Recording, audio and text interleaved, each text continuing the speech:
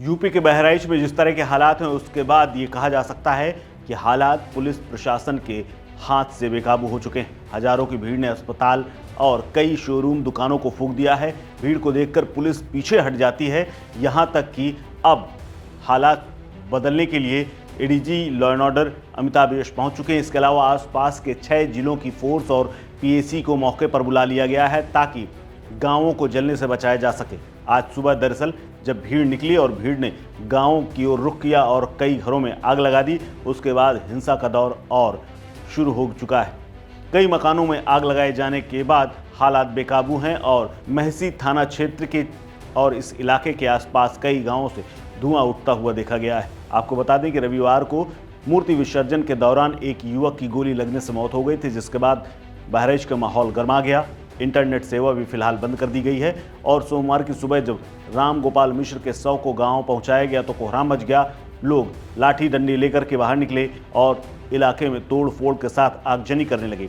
इन सब के बीच में जब उसका शव तहसील परिसर की ओर चला तब ग्रामीण हाथों में हथियार लेकर के अपराधियों को फांसी देने की मांग और आरोपियों के बुलडोजर से घर गिराए जाने की मांग कर रहे थे। बहराइच की इस हिंसा के बीच में अब राजनीतिक प्रतिक्रियाएं भी सामने आने लगी हैं। पहले प्रियंका गांधी ने प्रतिक्रिया दी, वहीं अब यूपी की मुख्य विपक्षी पार्टी समाजवादी पार्टी के अध्यक्ष अखिलेश यादव का बयान सामने आया है।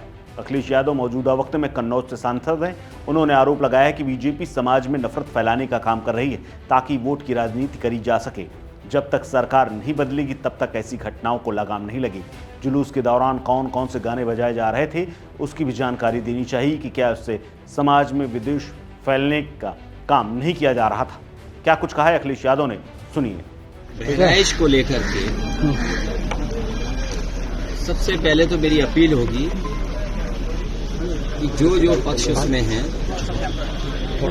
सभी लोग कानून व्यवस्था बनी रहे उसी दिशा में काम करें। जो घटना हुई है वो दुखद है और किस कारण हुई है प्रशासन, शासन और हमारे प्रेस के साथी आप सब जानते हैं। सरकार को न्याय करना चाहिए। एक चौकी इंचार्ज या वहां पर मौके पे कोई और छोटा अधिकारी हट जाए उससे कानून व्यवस्था नहीं संभलेगी।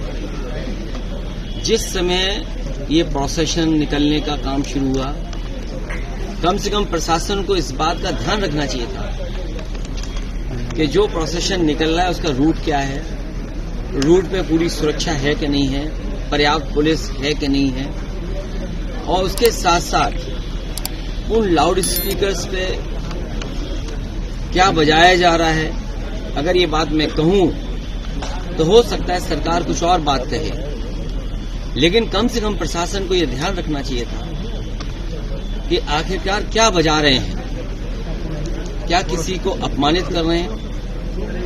तो ये पूरी जिम्मेदारी शासन की थी, सरकार की थी।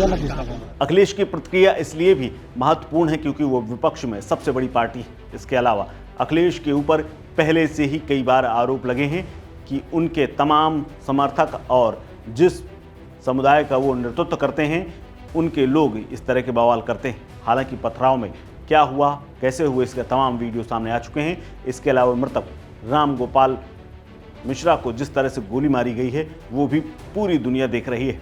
हालांकि सोशल मीडिया पर अलग तरह की बहस चल रही है, लेकिन समाजवादी पार्टी के अध्यक्ष के इस बयान के बाद एक बार फिर से बहराइच को लेकर राजनीति गरमाने के पूरे आसार नजर आ रहे हैं।